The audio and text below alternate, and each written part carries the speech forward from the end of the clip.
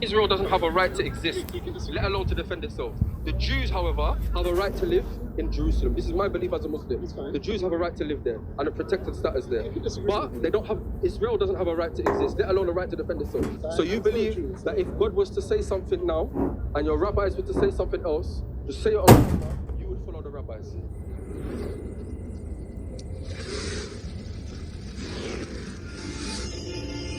The wiping out of those 7 tribes from the land, would that be considered ethnic cleansing? Yes. So just on record now, you believe you are, because our religion doesn't have anything like this.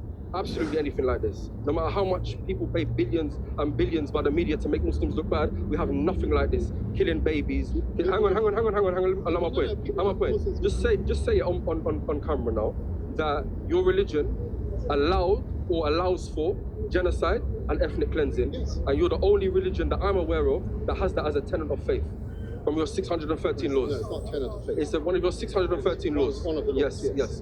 So genocide and ethnic cleansing. Why? Because it was ordained by God. Yes. Okay. And and how can you demonstrate this? It's in the Torah. And how can you demonstrate that the Torah that you have, what you claim to be the Torah, how do you demonstrate that it goes back to Moses? I don't need to. You don't need to. I don't need to prove. Your rabbis say it, and that's it. I can, but I don't need to prove my claim to you. What's the point? No, because if you want to kill, let's say I'm a descendant of Amalek and I'm standing in front of you now. Am I killing you? No, because you don't know if I'm a descendant of Amalek. Look, you have tassels on your corners. Yes. Yeah.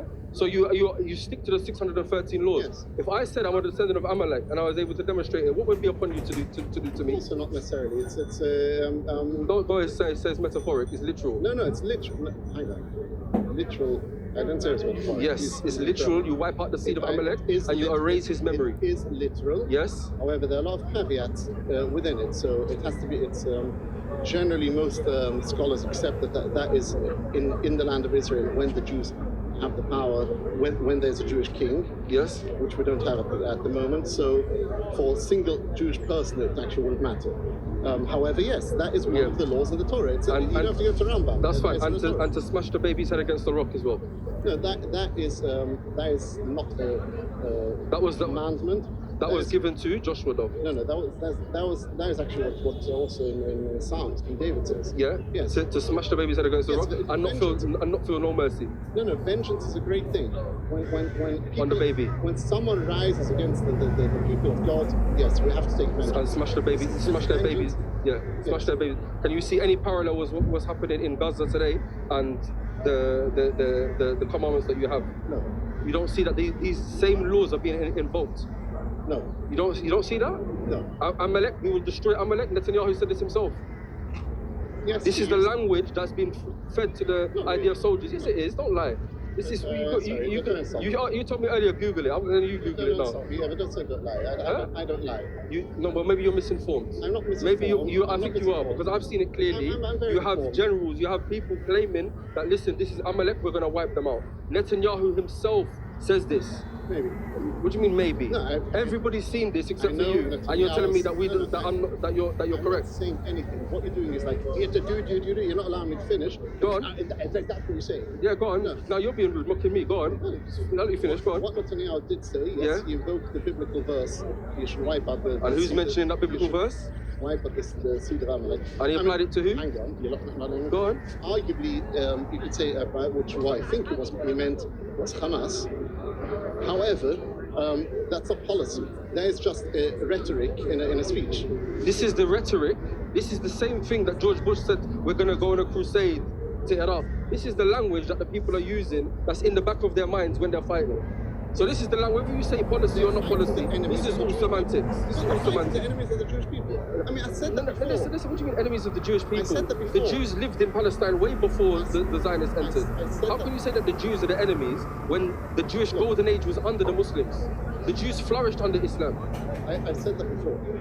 Anyone who rises against the Jewish people, it is the moral duty of the IDF to wipe them out completely. You have no right. You have no right. As IDF, Israel doesn't have a right to exist, let alone to defend itself. The Jews, however, have a right to live in Jerusalem. This is my belief as a Muslim. The Jews have a right to live there and a protected status there. But they don't have. Israel doesn't have a right to exist, let alone a right to defend itself. That's like someone asking me, does ISIS have a right to defend itself? It's not a state. It's not a legitimate state for it to do Israel so. is. So No. It's not a state where it's not a state that has a right. it's fine. It's your opinion. That's fine. That's fine.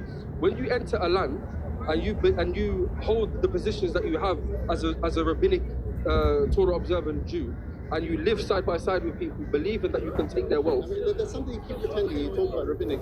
Israel is a secular country. No. Secular. Do I have the right to Elia? Yeah. Why? Why yes? Why? Why yes? Okay, why don't I? Why don't I? Right. Huh? Elia, to return back to Israel. What, do I have the right to become a French citizen? I don't know. Are you French? No. Okay, so why don't I have the right? What is the right dependent on in Jerusalem in Israel? The automatic right. Yeah. Is if you're Jewish. If you're Jewish, and how do you Yes. find Jew? Well, it is a secular country that has adopted some Jewish practices. For example, how you defined in Jew? they define Jew according to rabbinical law. Rabbinic law? Hang on. It's a secular country, but for their status quo, for their base laws, they've accepted a few Jewish ideas, really. The right to be a citizen in Israel is dependent on you being Jewish. No, it's not. Hang on. The definition. The automatic Automatic right. That's fine. Automatic right. You can become a citizen. No, fair enough. The definition of a Jew, okay, you have two claims, a historical claim and a religious claim. The definition of becoming a Jew, all of the historic claims go back to a religious claim. What is a Jew? Where did you get the definition of a Jew? It's from the Torah, from the Tanakh. It's religious. But it's still a secular country. So you're using secular when it suits you, but you're based on religious definitions. It's a completely secular country. People like Ben Shapiro have mentioned this. We are religious Jews using secular arguments for secular people. No. So listen. Israel is a complete secular country. It was founded by secular people. Based upon The religious government- definitions. No. Yes. Religious definitions. The right to return is based upon a religious definition. A Jewish state, yeah, what is Jewish is only based upon religious definitions. So this discussion, this is why I differ with my people when they argue with Jews. This is not a political discussion. This is not a discussion on secularism or this country or that country. It's a religious discussion. No, it's not. It's a religious discussion. It's a secular country founded on secular ideas. Using religious definitions Because and religious premises. They had to use some kind of definition. Mm-hmm. And there was a lot of argument, debate at its inception. For example, when the day of rest is going to be, what the symbol should be, what should define a Jew, etc. The various things that were that. And what did they look to? Well, they looked for a lot of them. They looked at. Where did they look to? Where did they look to? They looked to history, to precedent, to the many Jews who came there, and after lots of back and forth, it was decided that these kind of ideas, who is a Jew, day of rest, and some other things, are going to be decided by what the religious law. The religious law. However, these are just these things that were set at the time as the definition of a Jew. At the time, in the secular country, but it's still a secular country, secular ideas, secular government, and Tel Aviv is a completely secularist town. They don't apply Jewish law in any way, shape, or form. How are the Jewish people that wanted to make Israel? Okay, what held them together? What bound them? Was it their DNA? No, what bound them was shared history. Shared history of where? Of the Jewish people. And how is that defined? The Jewish people. As a Jew, it's defined by the Bible. The Jewish people are both a tribe, an ethnic group, yes, and a religion. Yes. So you can join Judaism, you can join the Jewish people, but you're also automatically Jewish. Now the Jews, having been persecuted in exile in the diaspora for many, many centuries, they were a distinct tribe, a distinct ethnic group. So even though... Based upon what though?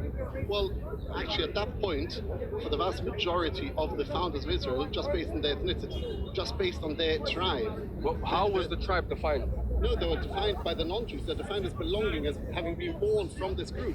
They weren't Jews. They're not religious. How would they define themselves? How would they define themselves? Parents were religious. I know. But they used religious definitions. No, they used it. Religious definitions. They used the definition that all the other nations used. Someone put it really Germany good. said you were born even from a Jewish father, which is not in the Torah. Nazi Germany used birth, and this is how they were seen by all the other nations. So they, you could have one grandfather. that was in Nazi Germany, but that is not under Jewish law. But no, but in So they were seen as Jews by all the other people. So therefore, they saw themselves as Yeah, Jews. no, but what, But how they did they define themselves? Again, they What defined themselves as Jews because they were based seen as upon Jews religion? like everyone else. No. No. Don't it try and wasn't. tell me that. I am trying to No. tell you. You don't want to listen, that's fine. That's It's your fine. choice. I'm not listening to that. No. Great, it's I'm your telling you choice. now that the definition of a Jew was coming from the mother. Okay, was based upon religious law. This is how you know who's a rabbi, who's a Levite, and who's not. Okay. Levites from the father. Okay, but you know who the tribes are. The tribes are. Levites are from the father. Okay, but the Jewishness is from the mother. Yes. Exactly. But you know your tribes, you know your But again, Jewishness. I'm saying Hang Israel is a on. secular state. You know this Tell me from. why Israel Hang on. is You not know a secular this. state You know that's this. founded on secular Hang on. principles. Go back to that. You know this from the religious texts. What's your point? My point is that this is a religious discussion. Are you saying Israel is a religious state founded on religious laws? No, I'm not saying.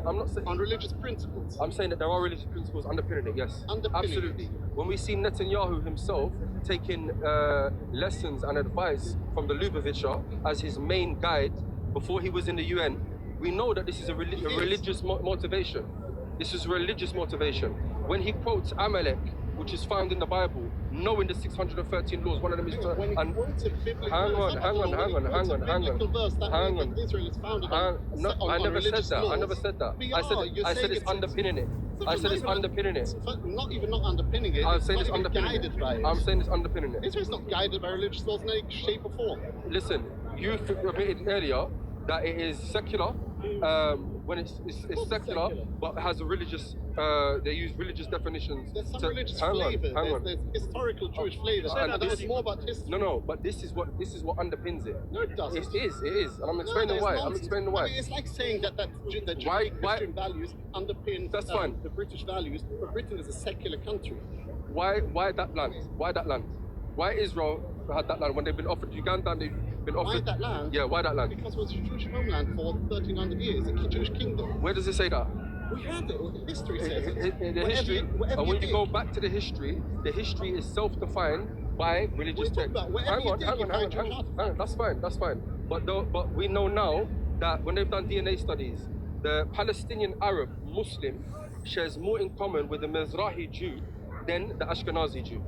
How is it? I don't think that's true. This is DNA studies. Maybe you don't like DNA studies, but that's not our problem. Jews are most relative to Sicilians. So we know that there were 12 tribes. There were lost tribes. Those lost tribes, they became enveloped into the surrounding tribes there. They never left. They're still there. They're the descendants. If you do the DNA of a Palestinian, he's going to have some Sephardic or some Mizrahi or some Yemenite. They're going to have... The question is complex, and yes, it's a mix of religion and race. Yeah. So why that land? Why that land? That land is because it's a Jewish homeland. And it's nothing to do with... Was it promised to the Jews? It's got nothing to do with being promised. It's got nothing to do with being promised. If you look in the Declaration of Independence, it says very clearly, because this is where our whole identity was shaped. When? To about 1900 years ago. 1900 years ago. Our identity was shaped. We had a kingdom spanning 1300 years. That is a long time. So do you believe that people our now... identity was shaped. Now this was a secular declaration. God isn't mentioned at all. And in fact, what is mentioned is we call upon the Arabs to stay here on the basis of equal citizenship, because they did not want to exile any Arabs. It's only the ones who waged war. They lost their. Do you believe now that people? Secular country. Do you believe now that people who have maintained their identity for over 1,900 years, but have come from a different place? Do you believe they have a right to that original place? For example, the Irish. The Irish, they're said to be Celts that originated from Anatolia and Turkey. Do you believe the Irish have a right to return and right to claim the land in Turkey? Is Turkey a sovereign country nowadays? Turkey is, yeah. Okay, good. It wasn't the cultural. Huh? It wasn't cultural. Yeah, but why does it have to be cultural? Why does it have to be? Because that's what the whole point Also, hang on. How? If the Irish, I'll tell you. If the Irish, they're Celtic origin. That Celts are said to come from Anatolia. Celtic is not one group, though. No, that's fine. But they're said to migrate through Europe, from Anatolia, do they have a right to go back to Anatolia? It's not just Anatolia. It was actually also. Forget the semantics of it. Do they have a right to go back to Anatolia? That matters if Is they're going Turkey out, not is in Anatolia. Turkey That sovereign? matters. Do they have Anatolia and everywhere else on the way? Is Turkey sovereign? Well, again, it's not their culture, so no, I would say no. Is Turkey sovereign? Is Istanbul sovereign? Is Turkey Is sovereign? Istanbul no, sorry. Is Bodrum sovereign? No idea what that is. Bodrum is one section, one area of Turkey. Does it belong to Turkey? It belongs to Turkey. Okay, is Turkey sovereign country? Turkey sovereign. Great. Palestine wasn't. But Palestine. The British mandate to Palestine, to give it its full name, was an administered area by the British mandate, and before that it was a colony, a Turkish colony, and before that it was a colony of other countries, all the way back to the Roman colony. It was always a colony ever since the Romans expelled the Jews. It was always a colony, never sovereign, because Israel, the land of Israel, the Holy Land, never gave itself away to become sovereign to anyone else. It was always an administered colony. Where did you see? It was waiting for Where its did you people get this to come idea back. that Israel never gave away? It was never sovereign. Well, Look all the way back to Israel. You look all the way back to history. Ever since the Jews were expelled, it was waiting for its people to come back. It never became sovereign. What? Show me one time in history when it was sovereign. So it was always a so colony. so the Romans, when they had It was a colony, a Roman colony. so the Romans controlled Israel. Yes, Okay. that was a Roman colony. Okay. It never became sovereign. No other nation ever made its place there. It was always a colony of someone else. That's not true. Yes. The Kingdom of Jerusalem during the Crusades. That was an independent state. Yeah. The Kingdom of Jerusalem. That wasn't that the Crusades. Yeah, but it was an The independent Vatican, a colony No, of the but Vatican. it wasn't a colony, it was an independent state. All right, it was ruled by foreigners, but It was a papal colony. So why do you believe the Jews were expelled from Jerusalem by the Romans? Personally, as a religious Jew, Yeah, as a religious Jew. because God wanted to expel us. Why? If God wanted you in that land, why did He expel you? What have you done? What did you do? Between us and God. What do you mean that's between you and God? You're expelling people from their land and taking their land back? Yes, you are. Yes, you are. Huh? Israel as a state that you're defending. Expelling who? The Palestinians that were. Palestinians. What do you mean? No, don't do this. It's happening. It's happening. There's no. Listen, what's known doesn't need to be said. What's known doesn't need to be said. Palestinians have been What's expelled? known doesn't need to be said. I'm not even entertaining your semantics. You're doing a lawyer stuff now. No, I'm not. What I'm saying to you is Because this. that is- because that is where your argument falls. So no, there's no fault. It does. Why were you expelled from Jerusalem? It's irrelevant. Why? Why? It was God's will. What was it? It's irrelevant. Previously, when you were expelled from Jerusalem, what had happened? Was there some sin? It's irrelevant. Was there some sin? Of course there are sins. It's irrelevant because this is where the crux of the matter is. Not really. The land that was given to the Jews was under the condition that you serve God alone, and you submit to Him, and you do not sacrifice your children, you do not sacrifice the false deities, and you put God first. What happened? The rabbis came. The Jewish people, they committed child sacrifice. Every time a prophet would come to them and say, stay away from child sacrifice, they killed the prophets. Okay, like Amos, like Isaiah, like I can't remember. There's a few other ones as well. Every prophet that came and told you stop doing child sacrifice, you killed. And I will go on record and say, and I'm sure demonstrate that if needed. But the answer is correct or not is irrelevant. That's the reality. Then what happened? You began to take your rabbis as lords. You have in your Talmud the Tandur of Akhnai. You know what I'm referring to? Tandur. The Tandur of Akhnai, where the rabbis said one thing and one rabbi alone said something else, and the Batqol, the voice of heaven came down and said the truth is with that rabbi. The rabbis here said it is not in heaven, it is with us. Yes. So you believe that the rabbis have the authority to legislate law, and that God has no say in the matter. So if now, God hang wills on. that. So if That is God, God's will. if God now said to you, if God now revealed to a prophet somewhere and said, I am the prophet of God, He gave you signs and miracles and wonders and all the evidences He needed to demonstrate that He is a true prophet of God, and that prophet said to you that this is the law from God, and it contradicted the belief of the rabbis, who would you follow? We know, but I just want you to say. It was absolutely, if a prophet went against the Jewish law, which and by that Rabbinic law. and by that includes Rabbinic law. Yeah. that in itself is proof that he's not a prophet. Okay, and then when I asked you That earlier, proves he's not a prophet. okay, and when I asked you earlier, what is the proof that the rabbis have the authority? What is your proof of your Talmud going back to Moses? Then it's irrelevant. So this is the issue. It's not relevant to you. It is relevant to me. Really? It is relevant to Why? me. Do you want to because become Jewish? no. I'll tell you why. Relevant. I'll tell you why it's relevant. Because when you claim something that is true as God would want it, you need to have proof. In your scripture, it says, I'm pretty sure hang on. that Israel is not claiming. I'm not talking about Israel. I'm talking about, remember, I'm talking about me personally. I as a religious Jew. I don't need to defend Judaism to you. You don't need to defend it, because if you did defend it, you would have no leg to stand on. I do, but I don't. No, you have no leg to stand on. I know it. Don't tell me it's an assertion, because you don't know what. Look, you believe whatever you want. You might have evidence. No, that's fine. That's fine. That's an assumption. I've looked at the evidence. The main evidence is for the belief that the Talmud and the Torah, the oral law, the halakha is from God. And it comes down to a few chains of transmission that they have. One of them is called the Pirkei Avot, the ethics of the fathers that they have. Who wrote the ethics of the fathers? I don't know. You don't know? I'm not I'm sure he doesn't know. That's fine. I'm not saying you're Jewish, but I'm saying no one knows who wrote it. Okay? So now we have. all know.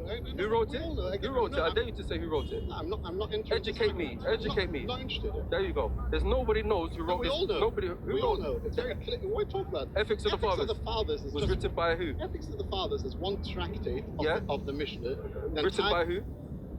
The entire Mishnah was compiled by Rabbi Yehuda Nussi, the Rabbi Judah, the Hanasai. Judah Hanasai? Yes, it was compiled by him. Okay. It was the teaching of the rabbis. Probably roughly half of the Mishnahs have the names of the rabbis. The rest of them were, almost all of them, written by Reb Meir. We all know it's not a big secret. Reb Meir.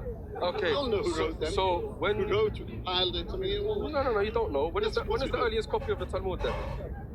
No idea. What, extant copies? Yeah. I have no idea. No, it doesn't mean oral tradition. 13th century. So- 11th century. I think it's Leningrad Codex, if I remember correctly. Okay. Yeah? Okay, so that's after Islam. It's oral tradition. So the oral tradition came before. No, but the oral tradition was meant to be written down before Islam. Again, just because we have the earliest copy we have is from there doesn't mean that's the earliest I'm not copy we have. debating. No, but if you want to establish that it's correct, you need to a way to substantiate it. So- If you can't do it through manuscript, Establish why? Huh? Because you're why? saying God is pleased with the rabbis legislating their law, and God is pleased. Yeah, you're when it says, for example, smash the baby's head against the rock. If I'm a rabbinic Jew, Are you? If I'm a rabbinic Jew and I'm gonna smash a baby's head against the law, I want to know that that's from God. That's saying the Torah. Smash the baby's head against the rock and do not saying feel the mercy for Torah. them. It says in Psalms. In Psalms, yeah. Yes, that's not the rabbis. Tanakh. No. Yes. I'm talking about all of That's the. not the Hang rabbis. on. I'm talking about all of the law. I'm including the oral and the written. Are you an Orthodox Jew? No. So why does it matter to you? I'll tell you why. Because when I see somebody about to smash the head of a baby against a rock, okay, like You can stop. huh? And they tell me that we have religious When you see hang someone about to smash the head of a baby, you can stop Okay, it. okay. Now, I'm seeing it happen in Gaza and I'm stopping them. That's what I'm doing now. Now? Okay. Talking to me. Yeah, okay. No, you're the one that's justifying Israel's actions Yeah, in but hang Gaza. on, are you stopping them? I'm mentioning what I'm saying. Okay, great. Yeah, okay. So when I see somebody about to smash a baby's head against a rock, believing he has religious justification No, from that's God. nothing to do Hang with on. If I'm a hypothetical situation, we can't think of any situation where we see people doing it in the name of. we go Hang in on, circles. you're cutting me now. You can't see any situation where we can Because see. you're repeating the same nonsense. Because you're not letting me finish. You're not letting me Because finish. You don't like this subject. That's what No, it is. I don't care about so the let me just subject. finish the You point. bothered arguing My with point it. is that's fine. I'm stupid to you because No, I'm a you boy. say it's stupid Because I'm a argument. boy or what? No, Hear the it's just subject because of you. then. That's fine. Hear the subject then. Absolutely. So when I'm seeing a person smash the head of a baby against the rock and he believes he has religious justification for it, and I ask him for where's your chain of transmission, for how do you know that this is from God? How do you know this is from David? Or how do you know that's from Moses? And he tells me, we have a chain of transmission in the Talmud. This is just passed down from our rabbis. That's what I'm picking up. That's what I want to show. Hang on, the rabbis entered something. You mentioned Rabbi Meir earlier. There's a narration that mentions anything that has no source attributed to Rabbi Meir. Anything that has no source, if you want it to stick, attributed to Rabbi Meir.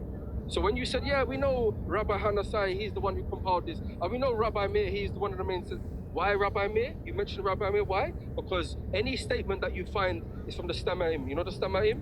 The unknown statements. Anything that is unknown attributed to Rabbi Meir. This is a famous thing with Islam now. anything from any prophet, whether it's Moses, whether it's Jesus, whether it's David, there must, or Prophet Muhammad sallallahu alaihi wasallam, there must be a chain of transmission. So this is what There's no chain of Islam does no chain of transmission. we absolutely have a chain of transmission. That's why you had to learn from us. That's why you had to learn from us. It all comes back to Muhammad. Chain of transmission to the Muhammad. Prophet. Yes. And if Muhammad wasn't telling the truth, if he, I know you forget lying. Let's say he was mistaken, then it all comes back to one mistaken person, and that's the problem with chain transmission to one person. Our chain transmission goes back to my father's father's father's father, my friend's father's father's father's father. You know why and all of our people's father's father's father's. You know why it's so wrong what you're saying? Because your chain of the chain of transmission that you have, the chain of transmission that you have goes to one person. No. It goes back to Moses, to Joshua. It does the same thing. It's the same thing. That's why you have. That's why you have. Hang on. That's why in your chain of transmission, in Pirkei Avot, you have the Zujot, the pairs. You have Shimon the righteous, and you have another one. You have Rabbi Ben Hay and Rabbi Ben Haggai. You have these two people. So you have two people in a chain that we don't know nothing about, and you're saying all these people at Mount Sinai. No, you don't have all these people's transmissions at Mount Sinai. The point is that you believe Islam. The point is that you believe Islam. It's not about that. I'm critiquing you.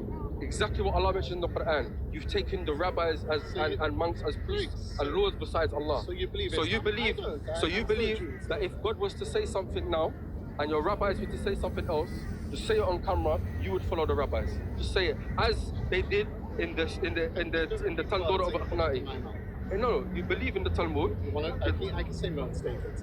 That's fine. The Talmud of Akhnai, where the rabbi said one thing and the other rabbi was alone, but the voice of God said we're going to support him, and they said it is with us, not with them. We don't care about the bad God.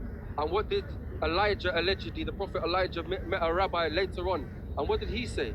What he was asked of Elijah, what did the Holy One, what did God say when that debate happened? And what did God say? I'll let you tell the people. God said, God is smiling and says, my sons have won me in debates. Allahu Akbar. Allahu Akbar. Something to that. Allahu Akbar. I don't know about the exact translation. So your children, my children have defeated me. Yes. So your God, our God, the one who created all of us, yes, and knows everything, knows the past, knows the future, knows what would have been and what has been, he was defeated in a debate by the rabbis. Yes. Absolutely, yeah? So this is where we end it. Lakum dinukum waliya din. You have no chain of transmission from Moses. You follow your rabbis. And just remember, the promise of Allah, it's not your strength as Jews. It's not your strength. It was our weakness. The moment the Muslims come back to Tawheed en masse, you will see that we'll be able to stand and you won't be able to take our lands from us and you won't be able to kill us. And just to mention now, before anyone claims I'm anti-Semitic, our mother, al-Mu'mineen Safiya, was the wife of the Prophet Muhammad sallallahu alaihi wasallam. She was of Jewish origin. When some of the other wives of Arab descent, they mocked her for being Jewish, the Prophet Muhammad, peace be upon him, returned to her and said, tell them that she was a descendant she was a Levite, descendant of daughter of a Levite. She said, tell them that your father was a prophet, meaning Harun. Your uncle was a prophet, meaning Musa, and your husband is a prophet, meaning Muhammad sallallahu alaihi wasallam. So what we say is that the Jewish people that follow what Moses was upon and follow what Harun were upon, these are people that are beloved to us, and it has nothing to do with hating them for ethnicity or loving them for ethnicity. Akramakum andallah al-atqakum. The best of you in the sight of Allah are the pious, not the ones from any state or any religion or anything like that.